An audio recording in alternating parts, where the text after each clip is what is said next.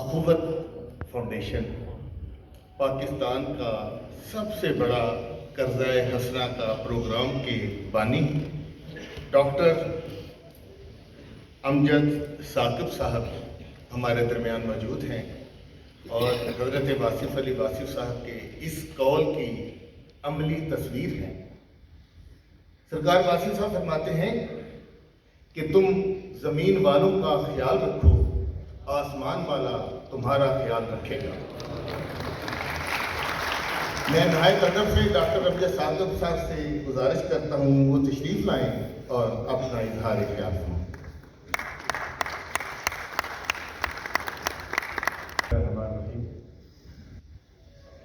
جناب صاحبزادہ کاشف شمول صاحب، جناب بابا محمد یحییٰ خان صاحب، دیگر تمام محترم مقررین، مہمانان گرامی اور حضرت واصف علی واصف کی زلف گرہگیر کے اسیر، تو میں یہ گفتگو سن رہا تھا تو میرے کانوں میں میر کا ایک شعر گونج رہا تھا کہ ہم ہوئے، تم ہوئے کہ میر ہوئے، ان کی زلفوں کے سب اسیر۔ تو واصف صاحب کی محبت میں خوشاں جو لوگ چلے آئے، یہ ایک بہت بڑا خراج عقیدت، خراج تحسین ہے۔ میں بڑی محبت سے گزشتہ مقرر سے اختلاف کروں گا کہ حکومتوں کی توجہ کی ضرورت نہیں ہے، لوگوں کی محبت کی ضرورت ہے۔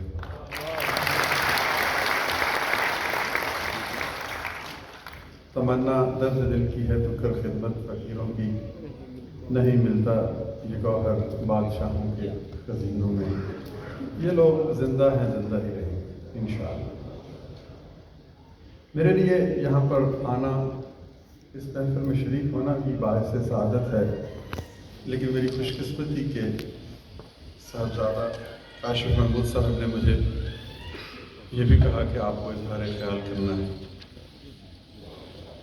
تمام مقررین اس امر پر فخر کا اظہار کر رہے ہیں کہ انہیں کسی نہ کسی حوالے سے واصف صاحب کی محفل میں جگہ ملی، اور میں اپنی بے بساطی اور بدقسمتی کا اظہار کروں گا کہ مجھے ان کی محفل میں جگہ نہ مل سکی۔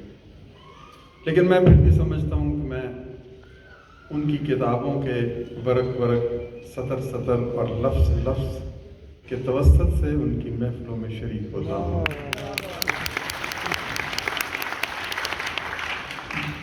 بڑے لوگ زمانوں مکان میں قیود نہیں رہتے، ہر زمانہ ان کا زمانہ ہے، اور ہر شخص ان کی بارگاہ میں داخل ہو سکتا ہے، بیٹھ سکتا ہے۔ بس کچھ ادب کا تقاضا ہے، کچھ خود میں ڈوبنے کی تمنا ہے، تو ان سے رسائی میں سمجھتا ہوں آج بھی ہو سکتی ہے۔ اور یقین کیجئے کہ میں ہر دوسرے تیسرے روز ان کی محفل میں بیٹھتا ہوں۔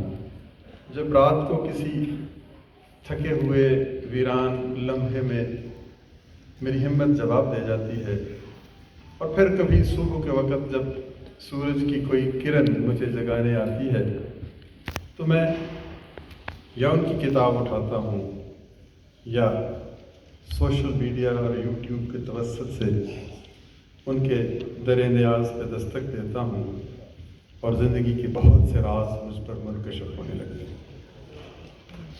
میں پھر سے آپ کا مشکور ہوں کہ آپ نے مجھے یہاں آنے کی دعوت دی۔ مولانا روم نے کہا کہ عشق کے 70,000، عشق ایک شہر، ایک بستی ہے جس کے 70,000 گلیاں، ہر گلی کے 70,000 موڑ، اور میں نہ جانے پہلی گلی کی پہلے موڑ پر ہی حیران و ششدر کھڑا ہوں۔ ہمیں نہیں علم کہ واصف صاحب اس شہر عشق کی کس گلی کے کس موڑ پہ کھڑے تھے، لیکن جہاں بھی کھڑے تھے وہ سب گرو تھے۔ میں بظاہر اخوت کے حوالے سے پہچانا جاتا ہوں۔ الحمدللہ اخوت مواخات مدینہ کی درخشاں روایت سے چنا گیا ایک موتی ہے۔ اللہ کے رسول صلی اللہ علیہ وآلہ وسلم نے کہا کہ ایک صاحب ثروت، صاحب حیثیت شخص ایک ایسے شخص کو اپنا دوست، ساتھی اور رفیق بنا لے جس کے پاس دنیاوی اعتبار سے کچھ بھی نہیں، اور پھر اس مواخات اور بھائی چارے کے رشتے کا توسط سے ایک نئی دنیا تعمیر ہوئی جسے آج ہم ریاست مدینہ کے نام سے یاد کرتے ہیں۔ ہم کہتے ہیں کہ مواخات مدینہ محض ایک واقعہ نہیں ہے بلکہ ایک فلسفہ حیات ہے، اسے آج بھی دہرایا جا سکتا ہے۔ آج آدھا پاکستان اگر دولت مند، خوشحال، صاحب ثروت ہے، اور آدھا پاکستان بے وسیلہ، کم حیثیت، غریب، مفلس، نادار، تو ایسا نہیں ہو سکتا کہ یہ پاکستان اور یہ پاکستان آپس میں مل جائیں۔ ادھر سے کوئی شخص کہے، ادھر سے کسی شخص کو کہ کیا غم ہے جو رات ہے اندھیری، میں راہ میں روشنی کروں گا، میں تمہارا ہاتھ پکڑ کر مواخات مدینہ کی اسی درخشاں روایت کو دہراؤں گا، اور یوں ہم ایک نیا خوبصورت اچھا معاشرہ بنا سکیں گے، وہی معاشرہ جس کی چاہ میں، جس کی امنگ میں، جس کی جستجو میں واصف صاحب نے زندگی گزار دی۔ تو یہ اخوت قرض حسن کا ایک وسیلہ 40 لاکھ خاندانوں کو قرض حسن دیا، الحمدللہ۔ لیکن اصل میں یہ جو بھی فلسفہ ہے، یہ مواخات مدینہ اور اس کے بعد واصف صاحب جیسے بزرگوں کی نظر کا فیض ہے۔ انہوں نے جو کچھ سکھایا، کہا، لکھا، وہ ہم تک پہنچا، اور پھر خواجہ اقبال نے کہا کہ یہ مکتب کی کرامت ہے، یہ فیضان نظر ہے یا کہ مکتب کی کرامت ہے، سکھائے کس نے اسمائی کو آداب فرزندی۔ تو جو کچھ یہ سیکھا گیا، یہ مواخات مدینہ اور پھر ان بزرگوں کے توسط سے ہم تک پہنچا۔ ایک گھر کافی نہیں، 2 چاہیے، 2 نہیں 4 چاہیے، ایک گاڑی نہیں 2 گاڑیاں۔ تو یہ وقت سے پہلے ہم جانتے ہیں کہ ہر وقت متعین ہے ہر کام کے لیے، پھر بھی ہم کہتے ہیں نہیں آج، اور پھر کیا ضرورت ہے تن ناداں کو، انسان کو کیا چاہیے زندگی گزارنے کے لیے، لیکن ہم اپنی ضروریات سے زیادہ بڑی گٹھڑیوں کا بوجھ اپنے سر پر لادنا چاہتے ہیں۔ تو یہی ہمارے دکھ کا باعث ہے، یہی ہمارا غم ہے کہ ہم وقت سے پہلے اور ضرورت سے زیادہ مانگنے لگتے ہیں۔ پھر ایک اور بات انہوں نے کہی، یہ بات واصف صاحب جیسا ہے صوفی یا درویش ہی کہہ سکتا ہے جو اس کشمکش سے گزرا ہو۔ انہوں نے کہا کہ بہت سے بادشاہ ایسے ہیں جنہوں نے درویشی اختیار کی، لیکن کوئی درویش ایسا نہیں جس نے بادشاہت کی چاہ کی۔ یعنی انہوں نے چند الفاظ میں یہ راز فاش کر دیا کہ بادشاہت اور درویشی میں کیا فرق ہے۔ ان کی ایک اور بات جو یقین کی بات ہے، جو امید کی بات ہے، صبح و شام نہ جانے کون لوگ ہیں جو ہم سے ہمارا یقین چھینتے ہیں۔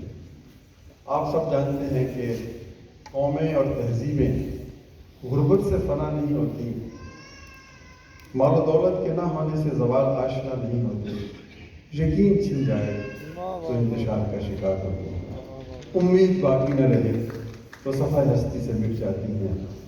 اور جب بھی کبھی وہ مجھ سے میرا ایمان، یقین، امید چھینتا ہے تو مجھے تھپکی دینے کے لیے واصف صاحب کی یہ تحریر آتی ہے، اور وہ کہتی ہے کہ پاکستان نور ہے اور نور کے جوان ہے۔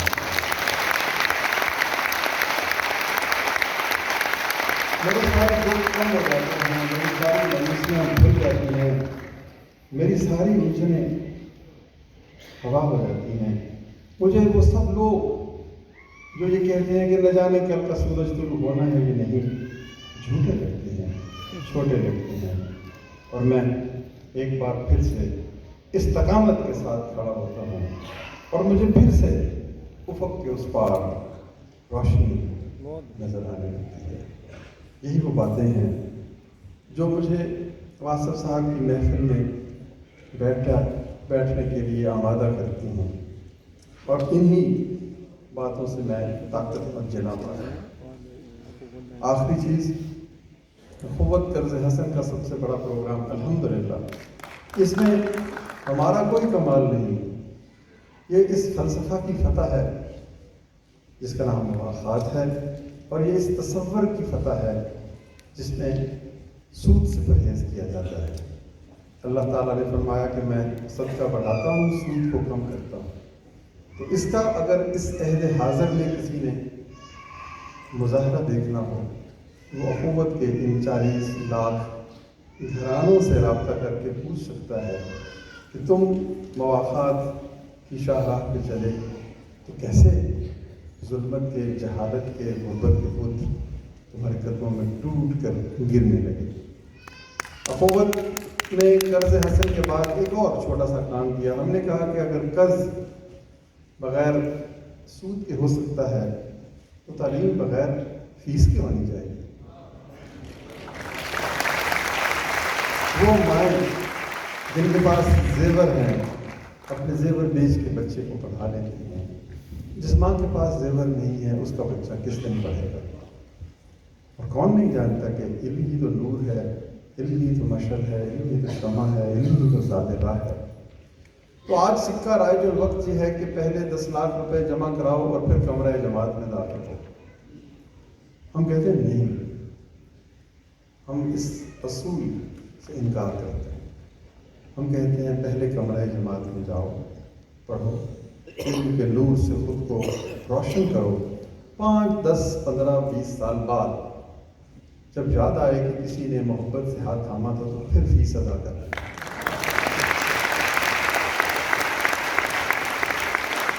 تو لانگ ٹرم قرض حسن کی بنیاد پر بنایا گیا ادارہ، میری خوش قسمتی ہے ہماری دوستوں کی کہ کاشف صاحب وہاں پر تشریف لے کر آئے۔ وہاں پوری پاکستان کے 1000 سے زیادہ بچے پڑھتے ہیں، مختلف ہمارے جو کیمپسز ہیں، ہر صوبہ کے ایک کمرہ ہم نے بنایا۔ اس کمرے میں ڈارمیٹری جہاں پر رہائش ہے، 4 بستر ہیں، ایک بچہ پنجاب کا ہے، ایک سندھ کا ہے، ایک کے پی کا ہے، ایک بلوچستان کا ہے۔ چھوٹا سا پاکستان ہم نے بنانے کی کوشش کی ہے۔ پس منظر یہی ہے کہ تعلیم کے بغیر کوئی بھی قوم ترقی نہیں کر سکتی۔ ہماری سوال کی بنیاد یہ ہے کہ ہم تعلیم سے دور ہو گئے۔ تو میں آپ کو دعوت دوں گا کہ آپ وہاں پر تشریف لائیں اور دیکھیں کہ کس طرح سے ہم پاکستان کو پاکستان بنانا کی خواہش میں مصروف ہیں۔ اور وہیں پر ہم نے ایک اور بھی فیصلہ کیا کہ عہد حاضر کے سب سے بڑے صوفی واصف علی واصف صاحب کی تعلیمات سے بھی ان بچوں کو آشنا کریں۔ وہ بچے دراصل ہماری سکسیشن پلاننگ گئے۔ لوگ ہم سے پوچھتے تھے کہ اخوت کے بعد کیا ہوگا، اس ادارے کو کون چلائے گا؟ تو ہم نے کہا کہ پہلے تو وہ غالب کے شعر کا سہارا لیا کہ آ کے سجادہ نشین قیس ہوا میرے بعد، کوئی خالی نہ رہی دشت میں جا میرے بعد۔ لیکن وہ ایک شاعرانہ انداز تھا۔ حقیقت یہی ہے کہ 10، 20، 50 ہزار بچے ہم نے کہا ایسے گود میں لیں، ان کی پرورش کریں اور ان کو مواخات مدینہ حرف بحرف سکھائیں، انتظام بن جائے ان کے لیے۔ تو یہ ایک سکسیشن پلان تھا۔ تو ہم چاہتے ہیں کہ وہ درد، وہ دکھ، وہ غم، وہ دانش، وہ فہم، وہ فراست اور وہ بے کلی، وہ بے چینی، وہ احساس، وہ تفکر، وہ فکر جو واصف صاحب کی شخصیت کا خاصہ ہے، اس کا کچھ حصہ ان تک پہنچے۔ تو ہم نے اپنی وہاں پر لائبریری میں واصف صاحب کے نام سے ایک واصف کارنر بنانے کا فیصلہ کیا ہے۔ اس میں یہ کتابیں بھی ہوں گی، یہ ویڈیوز بھی ہوں گی، یہ ساری چیزیں ہوں گی، اور قطرہ قطرہ، کرن کرن، جتنی بھی روشنی واصف صاحب نے پھیلائی وہ مجتمع اور مرتکز ہو کر ان بچوں کو نور سے آشنا کرے۔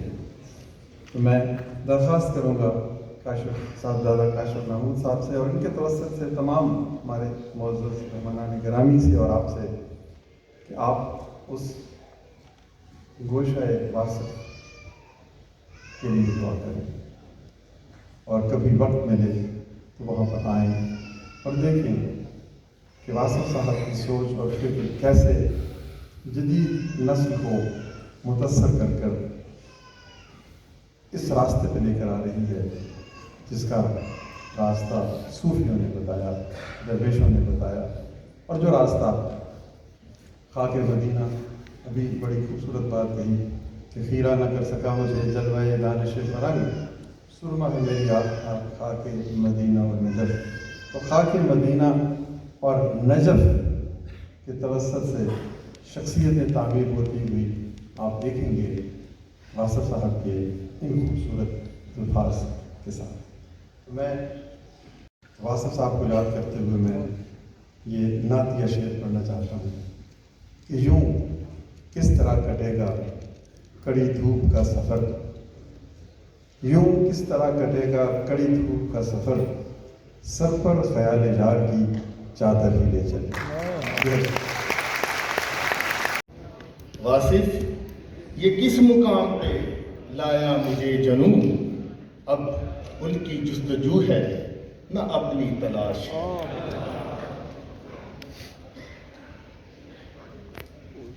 ख़वातीन हज़रात, जब भी तबीयत उदास होती है तो सरकार वासिफ साहब की आवाज़ को सुनने को दिल चाहे तो हम वो ऑडियो कैसेट सुन लेते हैं, यूट्यूब में भी है।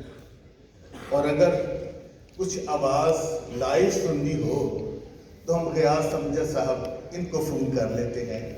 ये बरादर असगर हैं हज़रत वासिफ अली वासिफ रहमतुल्लाह अलैह।